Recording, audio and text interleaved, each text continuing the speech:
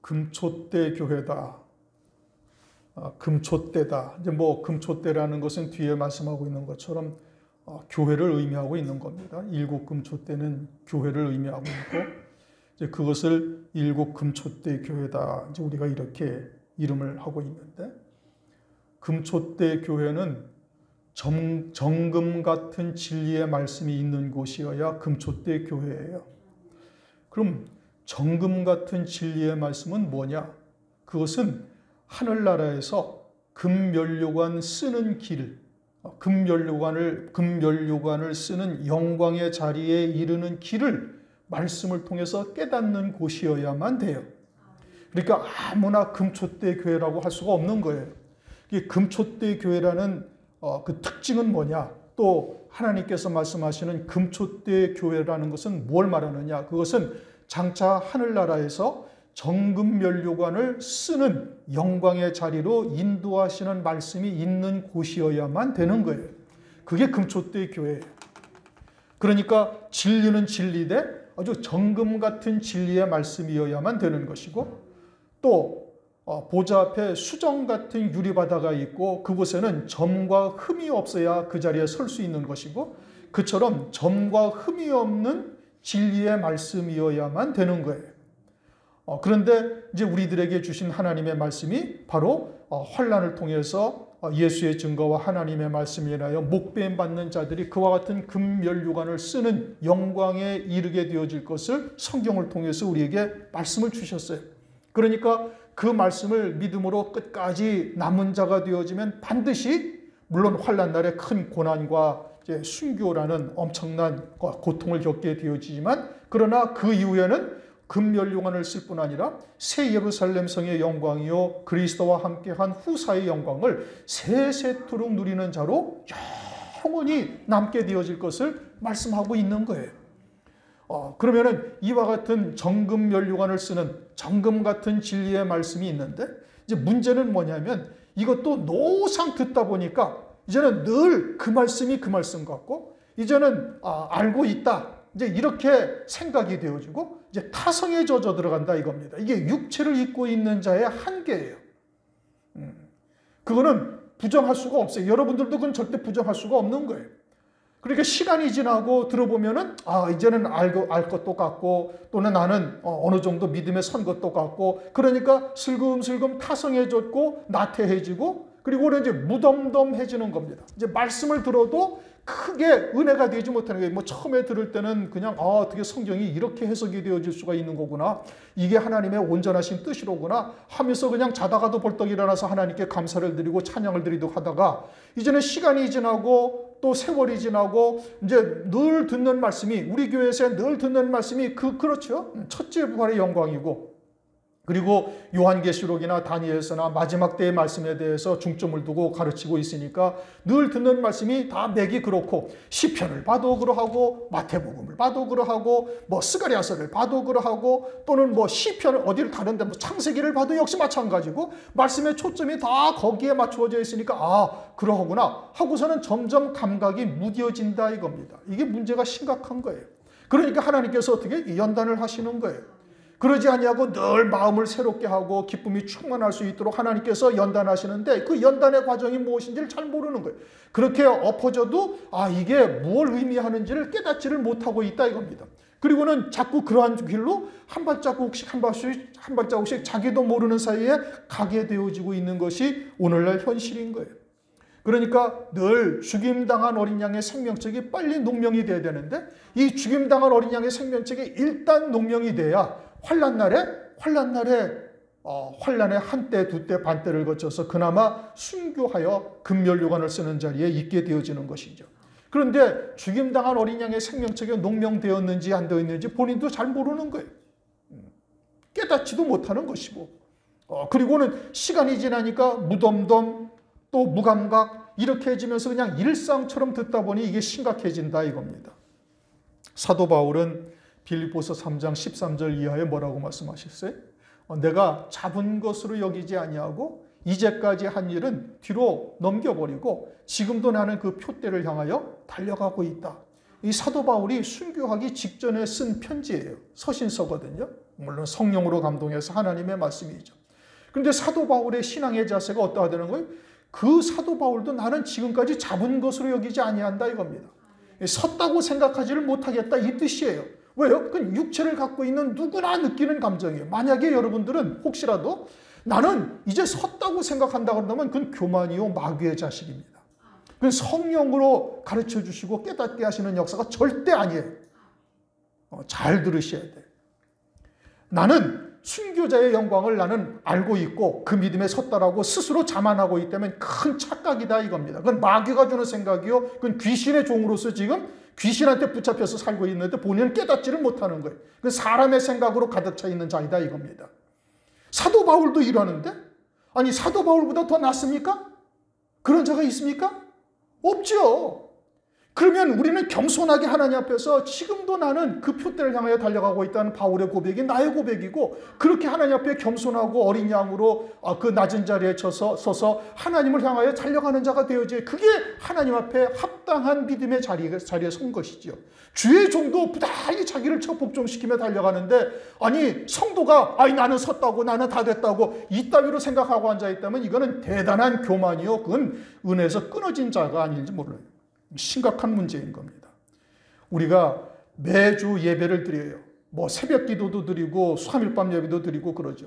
근데 주일날 예배를 드리는 것은 아주 특별하게 하나님께서 우리에게 주시는 말씀이니 이건 아주 부단히 신비에 새기고 또 새겨서 과연 그러한가 내 자신이 그러한 믿음의 자리에 서 있는가를 스스로를 잘 돌아볼 수 있어야 된다 이겁니다. 오늘 11절 12절 말씀은 7교회에 대한 말씀이에요. 이것은 요한계시록을 하면서 여러 차례 말씀을 드렸어요.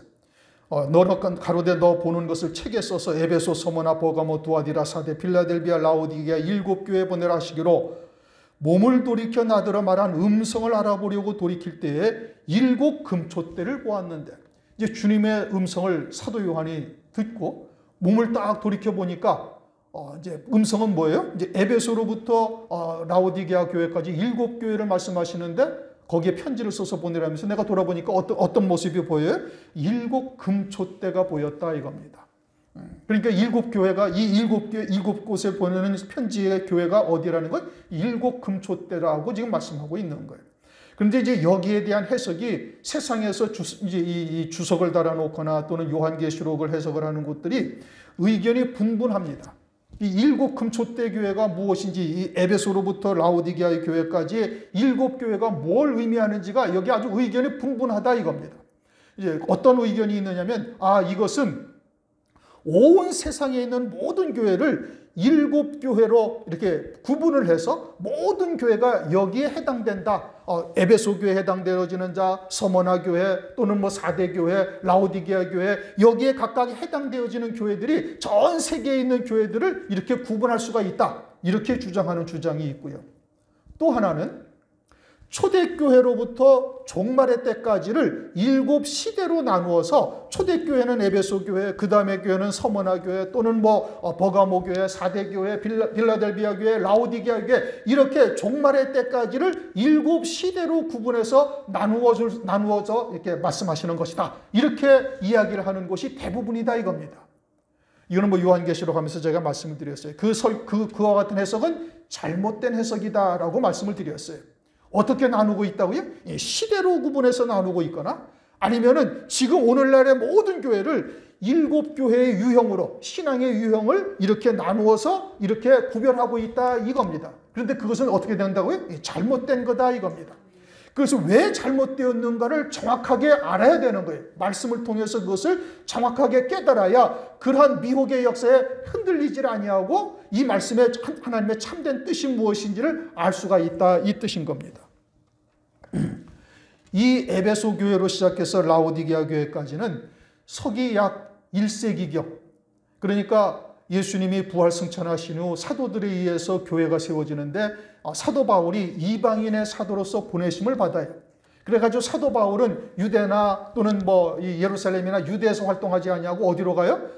이제 터키, 오늘날로 말하면 이제 티르키예라는 터키라는 나라로 가고 또는 그리스, 마게도냐로 넘어가고 심지어 이제 로마에까지 가서 하나님의 말씀을 증거한 것이 이제 사도 바울이에요. 그래서 사도행전 19장 26절을 보면 바울이 에베소뿐 아니라 거의 아시아의 전부를 통하여, 그래서 이 에베소 교회로부터 라오디게아 교회까지가 다 어디에 있느냐면 이것이 오늘날 터키라는 나라 안에 다 있어요.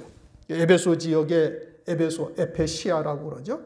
거기에 가면 에페소스라고 그러던가. 그런데 거기 가면 에베소 이제 지역이고, 그곳에 에베소 교회를 사도 바울이 이제 방문을 할 때 세웠고, 또 라오디게아 교회, 빌라델비아 교회, 사대 교회, 또는 서머나, 두가디라 교회, 이런 데를 다 세웠다 이겁니다. 그런데 이들은 당시에 우상숭배가 만연하던 곳이었어요. 당연히 우상숭배가 만연하죠. 주님이 오신 지 얼마 되지 아니었고, 주님이 오시기 전까지는 유대인들만 율법을 가지고 하나님을 섬기고 있었던 것이니까. 그러니까 이곳에 가서 하나님의 말씀을 증거하는데 온 우상숭배를 하는 곳들이었고, 초대교회 때는 이미 여러분들이 아시다시피 로마의 이것이 국교가 되기 전까지, 그러니까 약 한 4세기가 되기 전까지는 항상 어디를 가든 핍박을 받은 겁니다. 그리고 예수 그리스도를 믿는 자들을 심지어 죽이기도 하고 감옥에 가두기도 하고 온갖 박해를 일삼았던 것이 실상이에요. 그러니까 예수를 믿는다는 것은 아예 육신의 목숨을 내놓고 믿어야 되는 거예요. 그런데 이 일곱 교회가 당시에 이 우상숭배가 만연하는 이 땅들에서 자신의 육신의 목숨을 내놓고 순교를 각오하고 신앙생활을 해서 승리하고 교회가 세워진 곳들이에요. 그리고 그곳을 물론 이제 지금은 그 흔적도 별로 남아있는 것이 없습니다만, 지금은 이제 그와 같이 이 마지막 때가 어떠한 때냐? 마지막 때가 당시에 우상숭배와 하던 영적인 혼란이 벌어지던 때와 다를 바가 하나도 없다 이겁니다. 마지막 때를 성경에서는 노아의 때와 같다, 또는 롯의 때와 같다. 이게 롯의 때와 같다라는 것은 뭘 말하는 거예요? 영적 음행이 아주 범람하고 있는데 이것이 음행인지조차 깨닫지를 못하고 있는 거예요. 그리고 그것이 아주 일상화돼 가지고 동성애가 이제 막 드러나죠. 남색하는 자, 또는 여자가 여자를 통해 가지고 부끄러운 짓들을 하고 앉아 있는 것을 성경에서 책망하고 있듯이 이와 같은 일들이 오늘날 벌어지고 있는 거예요. 영적인 문란함이 아주 극에 달하니까 그것이 육체를 통해서 나타나고 있는 거예요. 오늘날 심지어는 동성애자를 갖다가 목사로 안수하는 이 기가 막힌 일들이 벌어지고 있잖아요. 퀴어 축제라는 동성애 축제에 목사가 가서 그들도 너희는 사랑받기 위해 태어난 사람이라고 어쩌고 저쩌고 하면서 그들을 축복기도 해주는 이 기가 막힌 일들이 오늘날 벌어지고 있는 거예요. 그러니 교회가 영적으로 타락해 있으니 이와 같은 것이 사회적인 현상으로 나타나고 있는 겁니다. 또 노아의 때와 같다? 하늘에 속한 자가 되어져 있어야 할 하나님의 백성들이 그저 육신에 속한 것이 신앙의 목적이 되어져 있는 것이 오늘날 현실이에요. 그렇게 기도의 제목이 전부 다 먹고 마시고 시집가고 장가가는 것, 이것이 다 기도의 제목으로 다 첨철되어져 있는 거예요. 장로든 목사든 할 거 하나도 없습니다. 목사들도 하나님의 말씀의 결론이 뭐예요? 어떻게 하면 세상에서 복 받을 것인가? 어떻게 하면 세상에서 잘 될 것인가? 그리고는 자기가 큰 재산을 모은 것을 자랑으로 삼아요. 목사가. 그것도 청교도 신학을, 영국에 가서 한 10여 년 동안 청교도 신학을 전공하고 온 사람이, 청교도 신학을 전공하고 온 사람이 자기가 어떻게 해서 이 100억짜리 건물을 사게 되었는지를 자랑을 하고 앉아있는 현실이, 그것이 오늘날 현실이에요. 누가? 목사가 그런다니까요. 그렇게 성도들은 어떻게 해서 말할 것도 없는 거예요. 신앙의 모든 목적이 어디에 있어요? 세상에서 복 받는 것, 세상에서 잘 되는 것, 무병장수, 부귀영화, 존귀, 영광 얻는 것, 이것이 모든 교회들의 공통 관심사항이고 모든 신앙의 포커스, 초점이 다 거기에다가 맞추어져 있는 것이 오늘날 현실이에요. 이걸 부정할 자 아무도 없습니다. 그러니까 예수를 믿는 자들이나 예수 밖에 있는 자들이나 기도의 제목이 그저 예수 그리스도 하나님 아버지 빼고라면 똑같아요. 다를 게 뭐가 있어요? 하나도 없어요. 그러니까 우리가 부르는 하나님이 저들이 섬기는 귀신 나부랭이와 별반 다르지 않다, 이 얘기. 결론은 뭐냐면은 저들이 섬기는 돌덩어리 앞에서 절하는 거나 물 한 그릇 떠놓고서 비나이다 하는 그들이 섬기는 우상과 우리가 섬기는 거룩하신 하나님이 같은 존재예요. 별반 다를 바 없는 존재다. 이것을 나타내고 있다, 이 뜻인 겁니다. 심각한 문제죠. 그러니까 예수 안에서도 지금 오늘날 우리가 바른 신앙을 지켜나가면서 신앙생활을 한다는 것이 얼마나 심각한 때냐. 그리고 그들이 잘 돼요. 응답을 받아요. 마귀에게 절한 자가 되었어요. 천하의 영광을 보여주면서 내게 절하면 이것을 다 네게 주리라. 그러니까 목사들이고 성도들이고 다 마귀한테 절하고 앉아있는 거예요. 무엇을 위해서? 천하의 영광을 위해서. 그래가지고 천하의 영광을 갖다가 조금 주면 그걸 갖다가 자랑스럽고 간증하고 어쩌고 저쩌고, 그러니까 전부 다 그것을 동경하고, 그래가지고는 기도의 제목이 다 뭐 절에 다니는 사람이나 또는 뭐 남미 호랑갱교를 믿는 사람이나 예수를 믿는 사람이나 기도의 제목이 다 똑같아. 예수 그리스도 하나님 아버지를 빼고 나면. 이 말세에 이와 같이 될 것을 성경은 이미 말씀하고 계시는 거예요. 그러할 때 신앙의 정절을 지켜나간다는 것이 힘든 일이죠. 더더군다나 장차는 예수님 재림하시기 전에 뭐가 있어요? 환란이 있죠. 환란이 있으면 이제 짐승표를 받지 않으면 매매를 할 수가 없다. 이제 성경에서 말씀하고 있어요. 그리고 그 짐승표는 이미 등장을 해 있고 일부 국가에서는 이미 사용을 하고 있고, 차별금지법, 장차 예수 믿는 자들을 족쇄를 걸어가지고 이제는 처단할 차별금지법도 거의 모든 나라에서 다 선진국들에서 이미 다 제정이 되어져 있고 적극적으로 시행하지만 않아야 할 뿐이고, 우리나라도 뭐 이제 그거 하려고 계속 이제 야당의 쪽에서는 이제 뭐 그걸 갖다가 입법화하려고 온갖 방법을 다 쓰고 있죠. 이와 같은 때에 초대교회와 같은 신앙의 자세를 가져야만 승리할 수 있음을 그들을 통해서 우리에게 보여주시는 거예요. 그러니까 초대교회 때 우상 숭배하는 곳에 가서 복음과 진리를 증거할 때 그들은 아주 육신의 목숨을 내놓고 예수를 믿었다니까요. 그러면 이 마지막 때 오늘날 우리가 어떠한 신앙의 자세를 가져야 온전한 순수한 믿음을 가질 수가 있어요? 수장 같은 믿음을 가질 수가 있어요? 그와 같은 신앙의 자세를 가져야 그 믿음의 자세를 가질 수가 있는 거예요. 그러니까 초대교회 당시에 그들의 교회를 통해서 보여주면서 정금 같은 순수한 믿음의 자리에 서기 위해서는 그와 같은 신앙의 각오를 가져야 될 뿐 아니라 장차 환난 날에는 이제는 예수의 증거와 하나님의 말씀을 인하여 목배임 받는 것까지도 기꺼이 감당하리라 고 다짐하며 나가는 자가 되어야 될 것을 이 일곱 아시아에 있는 일곱 교회를 통해서 오늘날 우리들에게 보여주시고 있다 이겁니다. 그래서 일곱 영이라고 말씀하고 있잖아요. 일곱 영, 성령은 왜 일곱 영이라고 그래요? 뭐 성령 하나님이 일곱 분 계시는 것이 아니라 성령 시대 최초로 순교한 스데반 집사를 통해서 일곱 단계로 충만케 하시는 거예요. 처음에는 일곱 집사가 있을 때는 첫 번째 단계에서는 그저 믿음과 성령 충만으로 끝났어요. 그런데 스데반 집사만 계속해서 성령의 충만함을 더해 주시는데 믿음과 성령의 충만, 은혜와 권능의 충만함이고 또는 지혜와 성령으로 말하게 함으로 충만함을 입고 마지막으로는 하나님의 영광으로 충만함을 입게 되어지니까 순교를 하면서도 그것이 아픔, 육신의 순교를 고통을 느끼는 그 고통보다 하늘에 예비하신 영광이 훨씬 더 크게 보이니 고통을 느끼지도 아니하고 도리어 자기를 돌로 치는 자들을 위해서 기도하고 잔이라, 스데반이 잔이라라고 딱 끝을 맺죠. 사도행전 7장 60절에. 그와 같은 믿음의 자리에 이를 것을 일곱 영으로 말씀하고 있는 거예요. 그러니까 일곱 교회라는 것이 이 숫자, 7이라는 숫자의 혼돈에 빠지면 안 되는 거예요. 이것이 무엇을 의미하는지를 잘 깨달아야 되는 것이고, 그 다음 증거는 출애굽기 37장을 보면 성막에서 사용하는 등대가 있습니다. 여러분 그 이스라엘이라는 나라를 보면 이 등대가 있어요. 가운데 하나가 있고 요렇게 돼가지고 세 가지가 양쪽으로 뻗쳐 있어요. 가운데 하나가 있고. 그래서 등대가 위에 있는 등잔이라고 그러나 이제 그 위에 불을 켜는 곳이 몇 개가 돼? 7개가 되는 거예요. 가운데 하나, 양쪽으로 3개씩. 그래서 7 등잔이 켜지는 거예요. 그것을 이제 7 촛대, 7 금촛대라고 그러죠. 순금으로 만드는데 출애굽기 37장을 보면 이것을 금 한 덩어리로 쳐서 만들라고 말씀하고 있어요. 그렇게 뭐 하나씩 만들어서 갖다가 끼워 붙이는 것이 아니라 애시당초 금 한 덩어리를 쳐서 늘려가지고 7 등잔을 7 촛대를 만들어라. 그러니까 그것이 뭐예요? 하나라는 얘기예요. 하나라는 얘기고 그 하나가 이제 7 금촛대 교회를 통해서 말씀하시는 에베소 교회로부터 시작해서 라오디게의 교회까지 모두가 각각의 과정을 통해서 신앙이 점진적으로 성장되어져 가서 종국적으로는 완전히 순교할 뿐 아니라 순교자를 또 뛰어넘어서 흰옷을 입고 주님과 함께 다니는 자, 마지막 때 환난 날에 사역하는 14만 4천의 종들과 같은 자리에까지 다 어디로부터 나와요? 이 7 금촛대 교회로부터 나오는 것을 말씀하고 있는 거예요. 그러니까 단계별로 그 신앙이 생명의 충만함을 입고 생명의 면류관을 받고 그 다음에 흰옷을 입은 자가 되어지고 거기서 또 책망을 통해 가지고 더 온전한 신앙으로 세워가시는 하나님의 역사가 매 교회마다 단계별로 이루어지고 있다. 이것을 말씀하고 있는 거예요. 또 한 가지는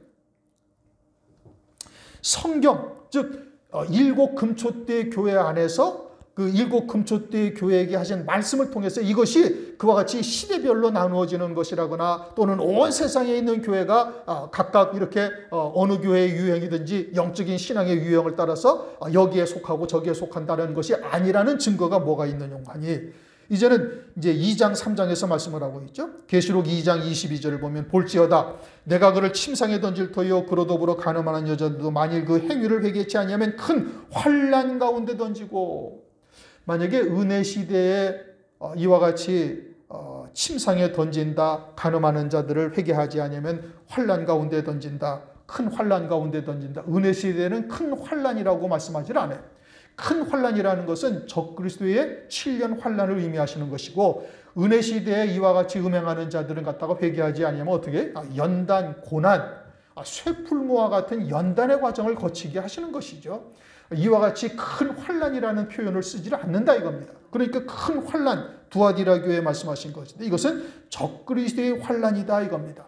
다니엘서 9장 27절에 한 일에 해당되어지는 7년 환난을 의미하는 것. 또 계시록 2장 26절 27절 이기는 자와 끝까지 내 일을 지키는 그에게는 만국을 다스리는 권세를 주리니 그가 철장을 가지고 저희를 다스려 질그릇 깨뜨리는 것과 같이 하리라.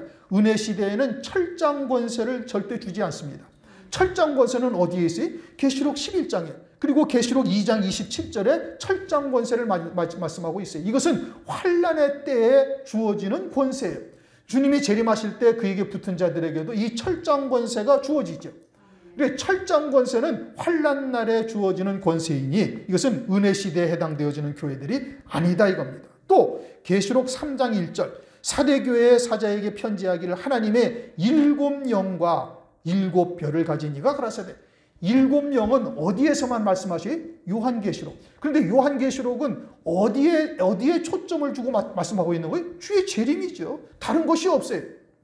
요한계시록은 내가 속히 오리라. 그리고 계시록 1장 7절 우리 지난 시간에 상고를 했잖아요. 보라 볼지어다. 주님이 구름과 함께 오실 것을 이미 말씀하고 있어요. 그러니까 요한계시록의 모든 말씀의 초점은 어디에 맞추어져 있어요? 주의 재림과 재림 때에 있을 일들. 재림 전에 환란이 있고 재림 이후에 천년왕국이 있고 천년왕국 이후에 백보자의 심판과 영원 무궁 세계에 들어가는 이 세계를 갖다가 요한계시록에서 말씀하고 있는 거예요. 그것이 말씀의 초점이에요.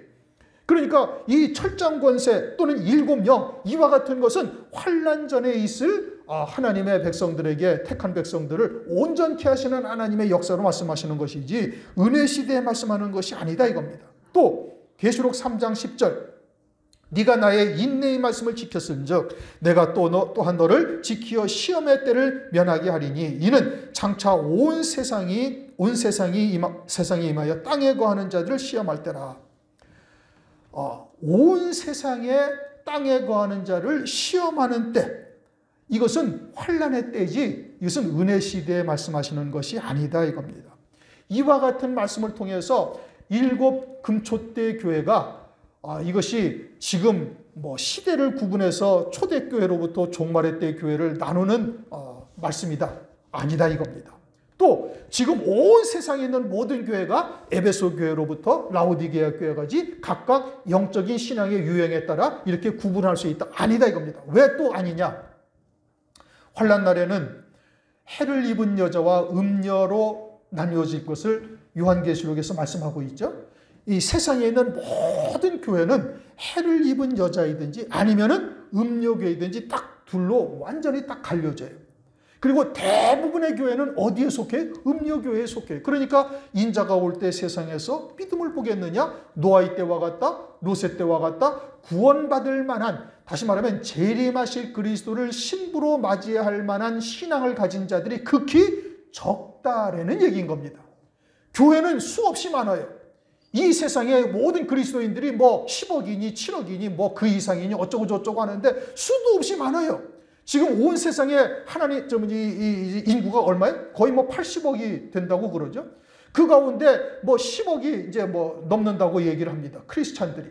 그러면 그 10억이 넘는 사람들이 오늘날 흔히 말하는 환란 전에 휴거가 된다든지 무천년주의가 되어져서 주님이 재림하시면 교회는 다 들림받고 세상은 심판받는다든지 만약에 그런다면은 그러면은 7, 8억 내지 10억이 재림하실 그리스도의 신부가 되고, 뭐 최소한도 그 가운데 뭐 반 정도만 재림하실 그리스도의 신부로 맞이한다 라고만 한다 할지라도 그러면 성경 말씀이 잘못된 거예요. 그렇지 않아요? 인자가 올 때 세상에서 믿음을 보겠느냐? 재림하실 그리스도를 신부로 맞이할 때들이 적다는 얘기입니다. 노아의 때 그 많은 하나님의 백성들 가운데 겨우 노아 8 식구만 딱 구원받은 거예요. 그런데 오늘날 뭐라고 얘기를 해요? 오늘날 다 교회는 구원받고 세상은 멸망당한다. 뭐 그냥 열심히 신앙생활을 하면 돼. 뭐 어쩌고 저쩌고 뭐 환난 가운데 떨어지는 자들은 좀 덜 익은 자들이고 그냥 이삭 죽게 하듯이 그 가운데 이제 뭐 조금만 구원받는다. 이런 터무니없는 거짓말을 오늘날 신자들이 교회들이 거의 다 믿고 있는 이 어처구니 없는 일이 벌어져요. 하나님의 말씀보다도 사람들의 말이 더 현혹되는 거예요. 이상하잖아요. 성경만 제대로 조금만 읽어보면은 누가복음, 마태복음 또는 뭐 성경 어디를 보든 조금만 읽어보면은 재림하실 그리스도를 맞이할 교회들이 얼마 되지 않는다라는 얘기로라는 것을 금방 알 수가 있다니까요. 그런데도 불구하고 그러한 사람들의 말에 미혹되는 거예요. 왜요? 육으로 들으니까 그런 겁니다. 육신이 편한 것, 육신이 성화해지는 것, 잘 되는 것, 이런 쪽으로의 말이 훨씬 더 호소력 있고 공감이 가고 거기에 얹히고 싶은 감정이 있는 거예요. 하나님의 말씀은 절대 그렇게 말씀하지를 않는 겁니다. 그러니까 온 세상 교회가 뭐 에베소 교회와 같은 신앙의 유형 또는 라오디게아와 같은 신앙의 유형 같이 해서 7교회로 분류된다라고 이야기를 한다면 크게 잘못 말하고 있는 것이다 이겁니다. 서두에 말씀드린 것처럼 금초대 교회라는 것은 진리 가운데서도 정금과 같은 진리의 말씀이어야 되는 것이고 그것도 아주 순수한 금이어야 되는 거예요. 혼잡된 것이 섞인 것이 없어야 되는 거예요. 다른 말로 하면 수정 같은 생명수의 말씀이어야 되는 것이고 장차 하나님의 보좌 앞에 아주 수정 같은 유리바다에 설 수 있는 자로 세우는 말씀이어야 정금과 같은 하나님의 말씀이 되는 것이고 그들만이 금면류관을 쓰는 자로 설 수 있는 것이에요.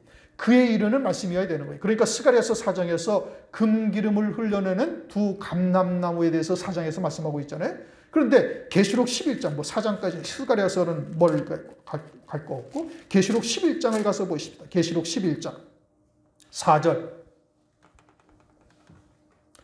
계시록 11장 4절 다 같이 읽습니다. 이는 이 땅에 주 앞에 섰는 두 감람나무와 두 촛대다. 두 감람나무는 스가랴 4장에 금기름을 흘려내는 감람나무 두 가지를 말씀하고 있는 거예요.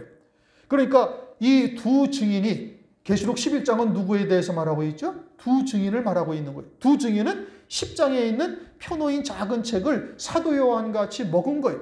그 말씀이 내 입에서는 꿀같이 달고 배에서는 쓴 이와 같은 말씀인데 그것을 먹고 예언하여야 하리라 하신 말씀을 통해서 예언의 권세를 가지고 증거하는 종들이요. 그들은 14만 4천의 종들임을 말씀하고 있는 거예요. 그들이 어디로부터 나와요? 금초대 교회로부터 나오는 거예요. 금초대 교회로부터 하나님의 말씀으로 양육받고 거기로부터 나오게 되어져서 환난 날에 사역하는 종들이다 이겁니다. 음료교회에서 두 증인이 나올 수가 있어요? 없어요? 절대 없어요. 음료교회에서 순교할 성도들이 나올 수가 있어요? 없어요? 절대 없어요. 음료교회에서 예비처로 가는 성도들이 나올 수가 있어요? 없어요? 절대 불가하다 이겁니다.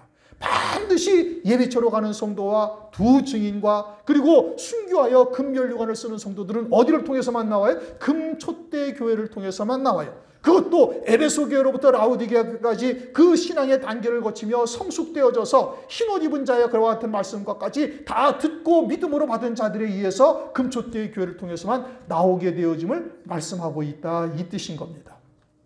그러므로 오늘날 많은 사람들이 현혹하고 있는 이 7 금초대 교회가 세상에 있는 모든 교회가 여기에 다 해당된다. 거짓말이다 이겁니다. 시대적으로 분류해서 초대교회로부터 마지막 종말의 교회를 가지고 이게 시대적으로 분류하고 있다. 이 세대주의자들이 주장하는 거짓말이다 이겁니다. 이 7 금초대의 교회는 금 한 덩어리로 많은 하나의 교회를 말하는 거예요. 일곱 금촛대에게 하나를 말하는 것이고, 신앙의 단계를 일곱 영이라고 말씀하신 것처럼 에베소 교회의 신앙의 단계로부터 서머나 교회의 단계로, 서머나 교회, 두아디라, 버가모, 사대 교회, 그리고는 빌라델비아 교회, 라오디게아 교회까지 그 단계를 거치면서 책망과 권면의 말씀을 듣고 칭찬의 말씀을 듣고 위로를 받고, 그러면서 세워져 가서 순교자의 영광, 두 증인의 자리에까지 이르게 되어지는 것임을 말씀하고 있다, 이런 뜻인 겁니다. 두 증인에 대해서는 여러 차례 말씀을 드렸으니까 이제 넘어가고, 그렇게 돼서 이제 그 일곱 교회를 지금 쭉 말씀하시면서 10절, 11절, 12절 말씀이 그거예요. 금촛대 교회라는 것을 이제 설명을 드렸어요. 에베소 교회, 그렇게 서기 1세기에 있던 에베소 교회가 금촛대 교회라는 것이 아니란 말씀이에요. 그렇죠?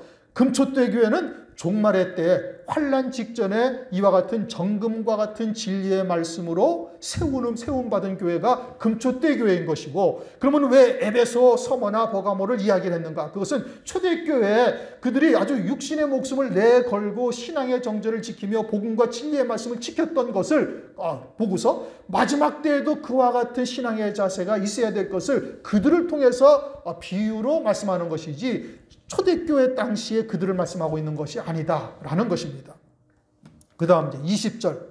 내 본 것은 내 오른손의 일곱 별의 비밀과 일곱 금촛대라. 일곱 별은 일곱 교회의 사자요, 일곱 촛대는 일곱 교회니라.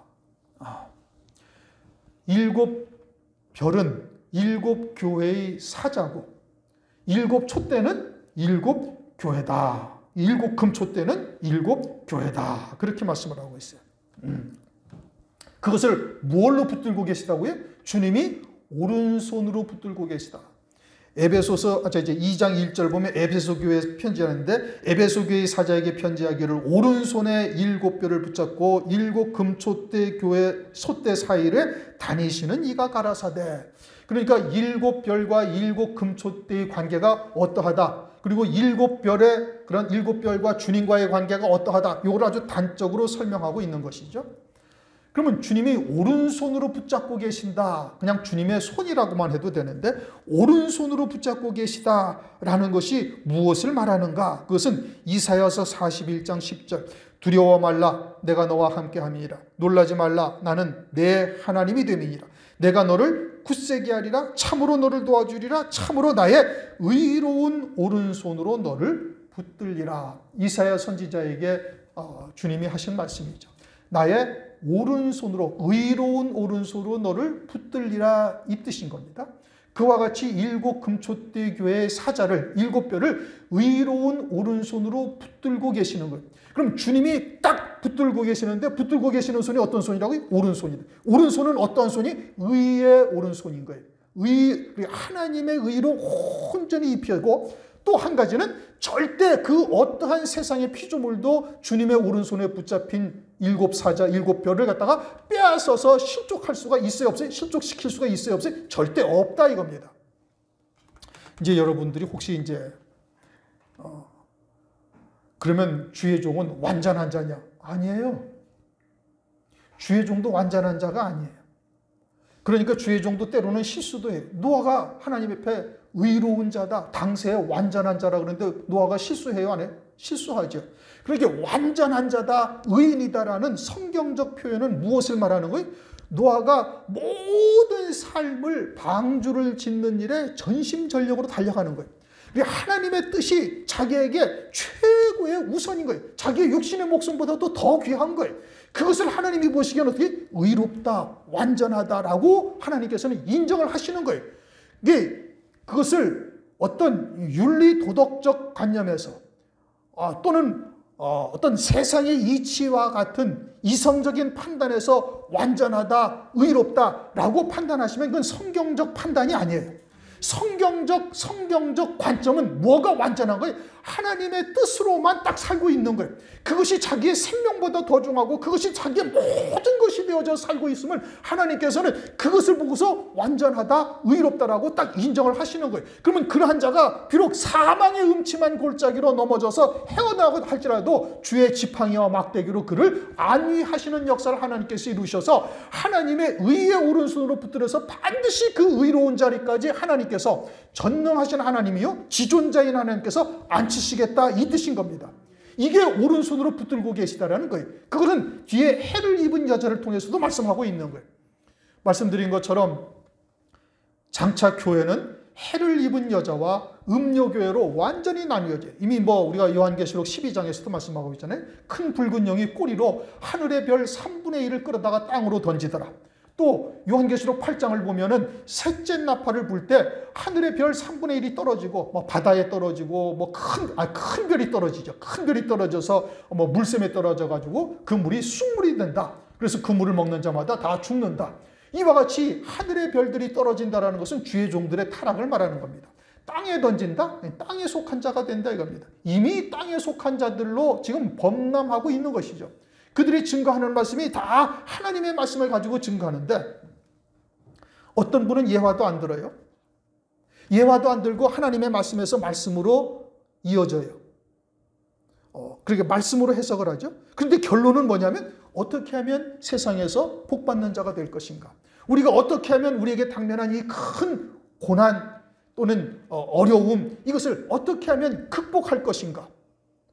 하나님은 왜 고난을 줘요? 왜 쇠풀무와 같은 연단의 과정을 하나님께서는 우리에게 허용을 하시는 거예요? 하늘에 속한 자가 되게 하기 위해서, 땅에서 끊어진 자가 되게 하기 위해서 연단을 주시는 거예요. 여전히 내가 아직도 하나님의 나라를 소망하고 첫째 부활의 영광을 믿고 있지만 그러나 여전히 땅에 속한 부분이나 인간의 정, 육신의 정욕, 안목의 정욕, 이생의 자랑을 은근히 아주 동경하고 사모하고 발걸음은 말은 그쪽으로 가고 있는데 몸은 어디로 가요? 애굽으로 자꾸 가고 앉아 있으니까 하나님께서 땅에서 완전히 끊어진 자 되게 하기 위해서 쇠풀무와 같은 연단을 하나님께서 허용하시는 거예요. 다른 거 없다니까요. 간단하다니까요. 그런데 이제 그와 같은 것을 복잡한 거예요. 그러니까 이것이 걸리고 저것이 걸리고 사람이 걸리고 돈이 걸리고 이해관계가 걸리고 이러다 보니까 발을 빼지 못하고 한 발씩 양쪽으로 디디고 있다 보니까 계속 그와 같은 상태가 반복되고 또 반복되고 계속 그렇게 가는 것이죠. 하나님의 택한 자라면 아주 호되게 당하고서야 이제 그때서야 비로소 깨닫고 끊어내는 역사가 있는 것이죠. 그와 같이 금촛대 교회의 사자들을 하나님께서 오른손으로 붙들고 계시면서 촛대 사이를 다니시고 있는 거예요. 교회는 그리스도가 머리예요. 그렇죠? 주님이. 그리고 말씀을 통해서 우리의 지체된 우리들을 주님이 다스리시는 거예요. 그러니까 사람이 정상적인 사람은 어때요? 머리에서 오른손을 들어야 되겠다 생각하면은 이렇게 가는 거예요. 이게 정상적인 사람의 지체예요. 이것을 주님께서 그리스도가 머리가 되시고 말씀을 통해서 우리를 그와 같이 각각의 지체로서 손으로서 또는 눈으로서 귀로서 또는 발로서 각각의 지체로서 교회를 형성해서 움직이고 있는 거예요. 그러니까 하나님의 말씀에 의해서 모든 것이 아주 원활하게 움직여져야 되는 거예요. 중풍 걸리면 어떻게 해? 중풍에 걸리면 내 뜻대로 안 되는 거예요. 나는 똑바로 걷고 싶은데 한쪽 다리를 질질 끈다든지 한쪽 이부서는 침이 질질질질 나온다든지 그건 뭐예요? 지체가 아니죠. 그러면 주님은 오늘날 말씀을 통해서 주의 사자에게 그 말씀을 하나님께서 주시고 주의 사자를 그 오른손으로 붙들고 계시면서 교회를 움직여가고 계시는 거예요. 그러면 여러분들은 어떻게 되는 거예요? 주의 종과 그 말씀이 진리라는 것을 깨닫는다면 주의 종과 일치를 이루어서 주의 종과 하나가 되어져서 교회의 구석구석을 여러분들이 보고 살피고 그리고 주님을 생각하면서 우리가 믿음으로 그 일들을 감당해 나가는 것이 옳은 거예요. 만약에 그렇지 아니하고 주의 종과 상반되어져 행동을 하고 또는 거스리고 있고 대적을 하거나 이런다면 그건 그 교회의 지체가 아니죠. 그건 금촛대 교회의 지체라고 볼 수가 절대 없는 겁니다. 그렇게 행동을 하시면 절대 안 되는 거예요. 그래가지고 주의 종의 마음을 아프게 하고 있고 그래가지고서는 괜히 교회에 분란을 이야기하거나 그런다면 그것은 하나님을 대적하는 그것이 금촛대 교회라면 그건 주의 종을 대적하는 것이 아니라 하나님을 대적하는 거예요. 나는 주의 종이 없이도 하나님하고는 나는 완전한 교제를 하고 있다. 그건 거짓말이죠. 그건 귀신하고 살고 있는 겁니다. 성령은 하나님은 교회의 질서를 반드시 지켜요. 그리스도가 머리고 우리가 지체된 것과 똑같이 교회는 주의 종을 먼저 연단하고 말씀으로 연단하고 또는 무엇으로 해서 세워놓고 그 주의 종을 통해서 그 말씀으로 그들을 양육해서 그들을 어린 양의 생명책에 농명되도록 세우시고 주의 종을 통해서 그들을 두 증인과 같은 믿음의 자리에까지 이룰 수 있도록 말씀을 통해서 양육하고 세우시고 하는 거예요. 그러니 거기에 어떻게 되는 거예요? 절대 순종하셔야 되는 거예요, 여러분. 우리 말씀이 진리라는 걸 여러분 인정하십니까? 인정하시는 분은 아멘 해보세요. 믿습니까? 그러면은 주의 종과 딱 하나가 되어져야 되는 것이지 어떻게 주의 종을 갖다가 실금실금 피하거나 눈도 하나 제대로 마주치지 못하거나 눈도 마주치지 못한다? 말씀은 빛입니다, 여러분. 주의 종과 눈도 마주치지 못하는 것은 그것은 다른 영이에요. 다른 영은 뭐예요? 귀신이죠. 아주 간단하지. 영의 세계는 중간지대가 없어요. 왔다 갔다 하는 거 그 절대 없습니다. 성령 아니면 귀신이에요. 그런데 이와 같이 교회 안에서 분란을 야기하거나 일체가 되어지지 못한다면 그럼 문제가 심각한 거죠. 깨닫고 돌이켜야 되는 겁니다. 자신이 잘못되었다는 것을 딱 인정을 하고 그리고 말씀 앞에 딱 무릎을 꿇어야지. 주의 종한테 무릎 꿇어야 되는 거 아니에요. 말씀 앞에 딱 무릎 꿇어야 되는 거예요. 말씀이 다스리시는 곳이지 교회는. 사람이 다스리는 곳이 아니에요. 그리고서는 성숙된 신앙은 장성한 신앙은 자기의 직분을 넘어서서 주의 입장에서 바라봐야 되는 거예요. 교회를. 주의 종의 입장에서 바라보거나 아니면 주님의 마음으로 교회를 볼 수 있어야 되는 거예요. 안타깝죠? 진리를 증거해도 말씀을 듣지 아니하고 이웃들이 형제들이 또는 우리의 친구나 또는 아는 그리스도인들에게 말씀을 증거해도 그들이 제대로 받아들이지 아니하니까 안타까워서 그들을 위해서 기도하고 또 교회를 와보니 자녀는 말이 비었고 그러니 어떻게 해서든지 한 영혼에도 구원하기 위해서 말씀을 증거하는 일에 솔선수범 성령이 감동하시면 그대로 순종하시면 되는 거예요. 구원하시는 것은 하나님이 구원하시는 일이죠. 그것이 금초대 교회의 사자를 주님이 그 오른손으로 붙들고 계시는 것이고 촛대 사이를 다니시며 구원의 일을 행하고 계시다 이 뜻인 겁니다. 우리가 경각심을 가지셔야 돼요. 늘 듣는 말씀이니까 오늘도 또 비슷한 말씀입니다. 그렇죠. 그러나 그전에도 말씀드린 것처럼 제가 다음 주일도 똑같은 설교를 해도 또 오늘 내게 주시는 말씀이라고 여러분들이 들을 수 있으셔야 되는 겁니다. 우스갯소리지만 어떤 목사님이 시골 교회를 부임해 갔어요. 시골 교회를 부임해 가서 뭘 하나 설교를 했는데 그 다음 주일에도 또 똑같은 말씀을 설교를 하대. 토시 하나 틀리지 않고. 장로님이 좀 이상하게 생각하죠. 왜 목사님이 또 똑같은 설교를 하지? 셋째 주에 갔는데도 또 똑같은 설교를 또 했대요. 넷째 주 가도 또 그러는 거예요. 그러니까 이제 장로님이 궁금해가지고는 이제 조용히 목사님을 찾아가가지고 목사님 왜 같은 설교를 계속 하십니까? 그러니까 목사님이 뭐라고 그러셨는 거예요? 설교를 해도 전혀 움직이질 아니하니까 그게 하나님의 말씀인데 움직이질 아니하니까 다시 하나님께서 하라고 명령하셨다. 그래가지고 또 한 거예요. 그러니까 설교를 어떻게 들어요? 그냥 관습적으로 듣는 겁니다. 습관적으로 듣는 거예요. 아, 그렇구나. 그러면 지식으로 알고 끝나는 거예요. 그러면 삶에는 전혀 그것이 반영이 되질 않는단 말입니다. 그러니까 그 목사님이 또 설교하시고 또 하고 또 하고 그렇게 하셨다고 어디서 제가 한번 읽었어요. 우리 교회는 최소한도 그러지는 않아요.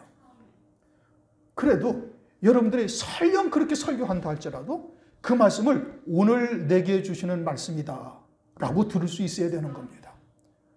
믿음으로 받으라 그 말씀인 겁니다. 그것이 부족하니까 주님께서 목사를 갖다가 감동시켜가지고 또 하게 하고 또 하게 하고 하는 거예요. 왜 제가 요한계시록을 주일날도 하기도 하고 주일날은 지금 요한계시록을 하나님께서 그 전에 요한계시록 12장 해를 입은 여자에 대해서 설교하고 난 다음에 딱 성령께서 감동하신 게 뭐냐면은 요한계시록을 주일날 큰 윤곽을 1장에서 2장에서 윤곽을 가지고 하나님께서 말씀을 증거해야 되겠다 하고 감동을 하시는 겁니다. 그래서 지난주부터 1장 7절을 갖다가 설교할 것이고 그 다음에 1장에서 중요한 것이 뭐예요? 1장에서 중요한 것이 지금 7 금초대 교회에 대해서 지금 말씀하라고 하신 거예요. 제가 설교하는 내용을, 설교하는 말씀을 제 임의로 정하지 않습니다, 여러분. 잘 기억하셔야 돼요. 저는 계속 기도해요. 주일날, 이번 주가 지나고 나면 이제 새벽 기도할 때마다 다음 주에 설교할 말씀을 하나님께서 주실 것을 구하는 거예요. 지난번에 1장을 주고 1장 7절로 끝나서 나는 2장으로 넘어가려고 그랬어요. 2장으로 넘어가려고 그랬는데 하나님께서 마음을 확 바꿔버리시는 거예요. 일곱 금초대 교회가 무엇인지를 다시 하나님께서 말씀을 주신 거예요. 그래서 지금 여러분들한테 말씀을 드리는 것이고, 매주 설교하는 내용을 주일날 것만 쭉 들으셔도 이제 요한계시록의 큰 윤곽을 다 깨달을 수 있도록 하나님께서 말씀을 주시리라고 저는 믿고 있어요. 그 말씀을 들으시면서 새기셔서 이 마지막 때를 다시 잘 대비하셔야 됩니다. 내용이 조금씩 달라질 겁니다. 제가 요한계시록 말씀을 드리면서 처음 요한계시록 설교한 것과 두 번째 설교하는 것이 달라지고, 그 다음에 또 요즘 하고 있는 것도 약간씩 말씀이 또 달라지게 돼. 또 이제 다시 주일날 설교할 때는 그렇게 자세하게 하지는 못하죠. 그러니까 하나님의 말씀에 이제 초점이 어디에 맞추어져 있는가를 하나님께서 말씀을 주시는 거예요. 지금처럼 1장에서는 뭐 주님의 재림이 가장 중요한 것이고, 그 다음에는 일곱 금초대 교회, 일곱 금초대 교회와 일곱 별에 대한 관계가 가장 중요한 것이고, 그러면서 이제 2장에서는 각각의 교회의 특징이 무엇인지를 하나님께서 이제 말씀하시겠죠. 우리가 이것을 갖다가 금요일 날 설교를 하게 되면 에베소 교회 같은 것만 해도 2번에 걸쳐서 2시간에 걸쳐서 해야 그 내용이 제대로 다 파악이 돼. 그러나 이제 주일날 예배는 그렇게 할 수는 없겠죠. 하나님께서 그 길을 알려주실 겁니다. 무엇이 우리에게 부족한 것이고 무엇을 우리가 중점을 두고 봐야 될 것인가를 말씀을 하실 거예요. 그러면 그러한 말씀을 오늘 내게 해주시는 말씀으로 받으시고, 그리고는 그 말씀을 잘 유념하여 기억하셔야 되는 겁니다. 그래야 이 마지막 때 우리가 떨어지지 아니하고 끝까지 남은 자가 되어져서 반드시 금초대 교회를 통해서만 환난 날에 승리하는 자가 나오는 거예요. 음녀교회, 거기서는 절대 나올 수가 없습니다. 그리고서는 두 증인들에 의해서 이제 환난 날에 두 증인들에 의해서 그나마 하나님께서 순전함을 지켰던 자들은 이 음녀교회에서 나오죠. 그들은 예비처밖에 가지를 못합니다. 순교는 못하는 거예요. 순교할 정도는 반드시 환난 전에 금초대 교회를 통해서 양육되어져서 어린 양의 생명책에 농명되어져야만 환난을 통해서 구원을 받아요. 그건 다니엘서 12장 1절에서 정확하게 딱 규정하고 있습니다. 그러므로 우리가 더욱더 경각심을 갖고 어린 양의 생명책에 농명되기를 위해서 사도 바울처럼 부단히 달려가야 될 것이고, 그리고는 그에 이른 자가 되어졌으면 그러면 어떻게 돼야 되는 거예요? 14만 4천의 종들의 서기 위해서 부단히 말씀으로 채우고 부단히 연단을 기꺼이 감수하며 달려갈 수 있는 자가 되어야 되는 겁니다. 그래야 금초대 교회를 다니시는 여러분들의 그 몫이 그대로 하늘나라에서 누리는 자가 될 것입니다. 기도하겠습니다. 하나님 아버지 감사합니다. 오늘 요한계시록 1장에 일곱 금초대 교회와 또 일곱 별의 비밀에 대해서 말씀을 주심을 감사를 드립니다. 우리가 때로는 늘 듣는 말씀이다 라고 생각을 하며 그저 무덤덤하게 또 오늘도 비슷한 말씀이라고 생각했다면 우리의 잘못을 용서하시고 이제 우리가 다시금 새롭게 마음가짐을 갖고 하나님의 뜻에 우리가 더욱더 하나가 될 뿐 아니라 속히 어린 양의 생명책에 그 힘이 농명이 되고 더 나아가서 주의 재림의 길을 예비하는 종으로서도 쓰임받는 역사가 나타날 수 있도록 은총을 베풀어 주시옵소서. 감사를 드리며 예수 그리스도의 이름으로 기도드리옵나이다. 아멘.